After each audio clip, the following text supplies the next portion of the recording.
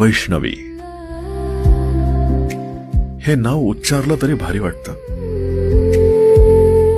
वैष्णवी म्हणजे काय माहितीये? वैष्णवी म्हणजे केवळ देवत्वाशी जोडलेलं नाव नाहीये.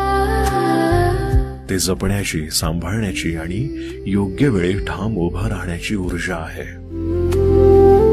माहित होतं तुला हे? वैष्णवी, तू आवाज वाढवून स्वतःला सिद्ध करत नाहीस.